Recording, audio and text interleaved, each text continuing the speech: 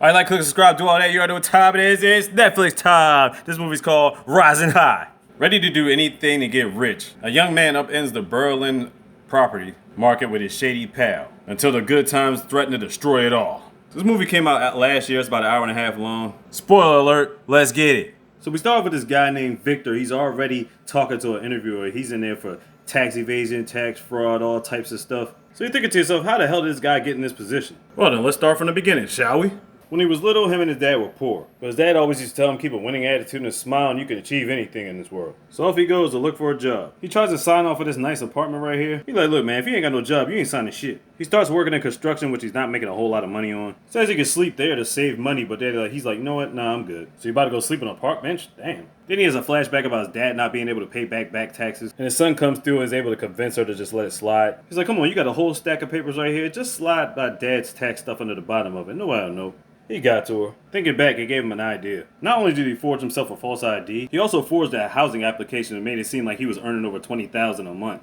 He met up with this lady, the sales property owner, and with the application charmed his way into the apartment. Then he had a bunch of the workers come live with him, so it could look like they all pitched in to get the place. Got himself a couple of twin butlers, just looking over the view thinking about his dad. Then we get that flashback about the taxes and what happened afterwards. And she tried to help, but the boss was like, nah, fuck all that. So Victor asks, are we poor? But his dad always got some motivational quote or speech to get him up lifted above his feet. So he's talking to his dad. Of course, he's lying to him about how he got the place. Because, he's not trying to worry him or nothing like that. Then he checks his missed calls and calls back, and his mom's been calling him. So for some reason, he doesn't answer and just hangs up the phone. What's the backstory on his mom? They got beef? So he's about to go back to his apartment. They say there's a ruckus going on over there. He's like, what the fuck? And they got a bunch of animals in there. They having cockfights. He's like, what the hell's going on around here? He's like, man, y'all making too much goddamn noise. They gonna mess around and call the police over here and shit. I don't know what's going on. These niggas tripping. Then the police come busting in looking for Dirt Diggler. Because that's the name he put on his application. And he sneaks through the crowd like, fuck this shit. And he's running up out of there with this dude named Jerry. And Victor's looking at Jerry like, why'd you help me? Jerry's like, man, I'll tell you tomorrow. They meet at a spot and get to drinking. They go to one of Jerry's friends to get coked up. And they all get that drink in. Partying with strippers and all that. Next morning, they straighten up and they head over to Gary's baby mother's house. While they drinking coffee, Gary talks about how much potential he sees in Victor. He's like, if I put this watch on my arm, it looks probably like 50 euros, right? If you put this watch on your arm, the way you move, it could look like 10,000. You know what I'm saying? Point is, you got a gift to sell to anybody, you know what I'm saying? And then the plans are set in motion. So then they go to this auction for houses. Of course, they in the back of the line. They try to skip to the front. He's like, nah, you ain't doing that. So when they finally get in, they try to bid on properties. But of course, everybody's taking it right out of them from under their noses. So they're like, all right, we got to come back with a new strategy. So he's looking at the doorman. He gets an idea. So the next time they come back and host the auction, they send all the people upstairs to one room. He pays them off. And now for the room that they want, they're the only ones there to bid on it. So they got the properties they wanted. But then Victor gets greedy. Jerry's like, hey, what the heck are you doing? He's like, trust me, it's a plan within a plan. So now Victor's about to break down the plan to Jerry. So Jerry's trying to figure out how we're going to get the money. Victor's like, all right, we're going to flip houses and properties and get the bank loans and all this other stuff. Bottom line, they're going to flip the money from that to give to these people so they can be straight. Now, is this legal? Fuck no. Number two, who do they know that can get this done? That can actually do this from the bank. This chick named Nicole. She said, bottom line, you give me the clients, I can make the shit pop off. The hard part was getting the clients. So that guy wanted too much for them to take the clients off their hands. Yeah, he's basically giving them the runaround. So at night, they break into a spot and hack his computer system. Or try to because they can't figure out the damn password. So they come to Nicole to help them out with the situation because obviously they fucked up. But at least they was able to give her the email address. She made a call about a fake husband and a fake baby crime. Bottom line, it was all to get an access code. Man, this girl's slick as shit. Bottom line, they was in business. So they got this place with a bunch of rooms in it. Obviously, they're going to fix this shit up, so they asked their man for help. Took them all day and night, but they got it done. They had so many people lined up to buy these properties, basically scamming the fuck out of them. This one guy, they really felt guilty about scamming because he was doing it for his daughter. He said he really did feel bad until that $6 million hit their account. Do you know what time it was after that? Celebration time. But he ain't trying to do nothing. He's saving himself for somebody. I know he's not saving himself for Nicole, right?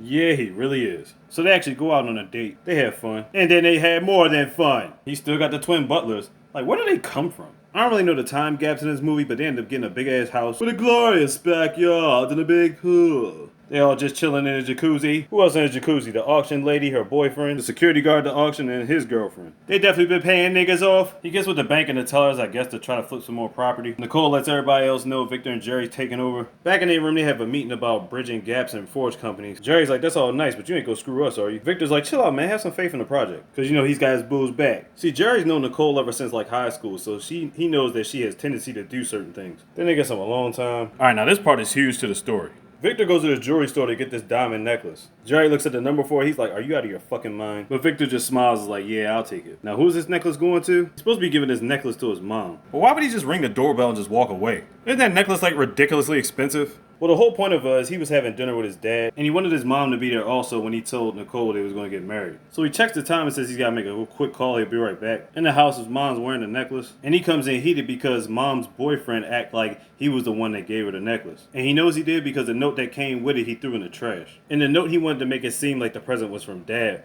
but she didn't care. She was like, get out or I'll call the police on you. So he was like, fuck that, give me the necklace back. So he was trying to buy his mom's affections back, but he was like, she didn't leave for the money.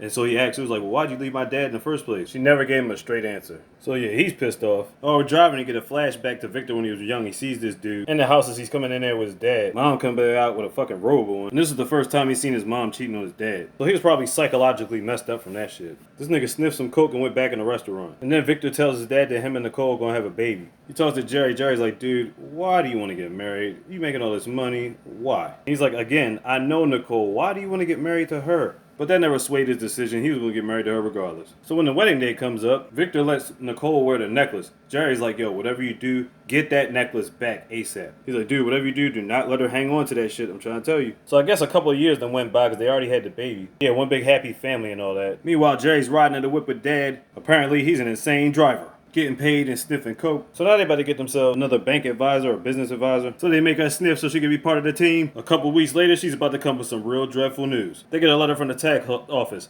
Why is he so shook about this? Because he spent a lot of his money on cars, houses, drugs, a bunch of other shit. Yeah, he got more ridiculous than we thought with the money. So he's coming back to the house. He's trying to find a necklace. Nicole's like, I don't know what a necklace is. You know what I'm saying? He's like, look, we owe taxes and they already foreclosed on a bunch of other spots. That necklace is supposed to be his fallback plan. Your fallback plan? Word. Okay, if that was your fallback plan, why the fuck would you not have it in a safety deposit box? I mean, could you not get a bank? I mean, what the fuck's the deal? You just been carrying around all your money? Why would you have given that necklace to mom or Nicole if it was supposed to be a fucking fallback plan?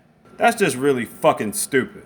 Besides the fact that you blew through all your cheese. He tries to get the money from Jerry, but he can't just lend it to him because, I mean, he pretty much done gave it to his wife.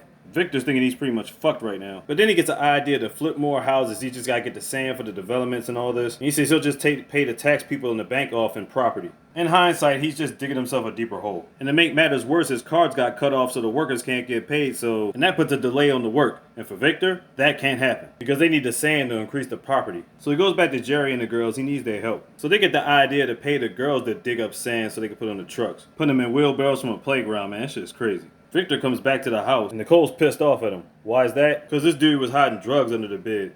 She's like, yo, what the fuck? Like, what if our daughter come found that shit? So she basically told him, go spend a week with Jerry or something like that. You ain't coming back in this house for a week. So spending time with Jerry is basically like spending time with the girls. You already know. Jerry like, this nigga spiraling out of control. Victor gets back in the house the next day, passed out. Nicole just standing over him. You know that's never a good thing. Apparently she went to his pocket and found a phone number on a bill. He like, it's one of Jerry girls. Nicole looking at him like, man, do I look stupid? He's like, shit, just go ahead and call her then. She's like, alright. Nicole pretended to be the sister or whatever like that. And Shorty gave her all types of information on her phone. Damn, son, you looking hella stupid right now. So she got her daughter, she dipped out, dropped the keys, told her, was like, look, I'm gonna make sure no bank ever gives you a loan ever again. And she drove right the fuck off. He tried to go back to the bank that she used to work at. Automatically, all that shit was blocked, which is real bad on his end because he needs that to flip the property. And on top of that, she's getting a divorce. You ain't getting no prenup. She's taking half of whatever's left. At this point, he's going crazy with the cocaine. So now he gets the brilliant idea to talk about he's gonna start a bank. Considering your situation, there's no way you could do that in the country. So where do people like to go to do scams? Motherfucking Dubai. Or in this particular case, Malta. My man's like, I can't approve your people. They ain't worked in the banks in like 8 years. Victor busts out the briefcase like, nigga, take this cheese. He's like, thank you. You just been approved. Cause money talks and bullshit walks. So after that, they were celebrating back at his house. They was having this big ass party. Victor's chilling and shit. Jerry's like, man, I'm going home to my wife. You need to go to talk to yours too, for real. Later on that night, you got the SWAT coming through, banged him in his face, and then arrested him. And this is the interview lady he's been talking to the entire time of this movie. So not only did Nicole do all the things I mentioned earlier, but she also ratted him out and basically got him turned in. Nothing like a woman scorned, right? In jail, he gets a phone call from dad talking about how proud he is. He's on his way to come see him. But the guard comes in to let him know there's no visitors for him. And he's like, that's impossible. Like, how? He tells him his father should have been there by now. He should have been on the list. He's like, look, if he's on the list, he'll come. You know what I'm saying? He finally gets a visitor, but to his surprise, it's his mom. Wow. But the worst part of this visit is she had to tell him the reason that her dad couldn't get there because dad's car swerved off the road and he ended up dying that same day. So that's why his dad wasn't able to visit him when he called. That shit is wild. So this lady's thinking to this whole time like, why do you want to do an interview with me? You trying to profit off a crime or something? And he says, no, I actually need your help. He always sends money so his daughter can get these books. But these books usually come with like a cartoon DVD or something like that. He needs her help personally to send the magazine. But instead of it being a cartoon DVD that comes with it, it's a DVD that has his conversation on it. Telling his daughter all the things he wanted to tell her while he's locked up. But he needs the reporter to do it so Nicole doesn't get suspicious. And she basically listens to the whole thing with her headphones on. That's pretty smart. She gotten older now. I'm guessing he's probably in there for about, what, 5 years? So after all that, he gets released. And look who's picking him up. Oh shit, it's Nicole. And she brought his daughter Josie with him. Yep. They played in the park. She asked to see him again. He's like, hopefully tomorrow. But it's up to your mom, obviously. He's just happy he gets to see her. Then he goes over to a tree where his dad Peter died at. Now I know you're thinking to yourselves at this point, well, what happened with Jerry? Well, when he gets back home, he finds a letter from Jerry talking about a lion's den or a lion roar. You always had the heart of a lion, and you know it's lion based. Okay, so the one thing I didn't mention is when they first got the house, Jerry was like, yo, you know what you should get? A lion statue head. So it's some symbolism around it or something. Anyway, he goes back to the old house to get the lion head and starts chipping away at it. And what happened to be inside? A bag. A bag with the fucking necklace inside it. Jerry hid that shit the whole time. He need to be kissing Jerry goddamn feet. Next day, he's chilling in the house, putting up pictures of his daughter, and he sets off on a mission. To do what exactly? To go auction off the necklace. So did he learn anything from all this? I'm not exactly sure. Rising High on Netflix. Check it out, like, click, subscribe, do all that. You already know what time it is. Slick DZ, all DZ, mister.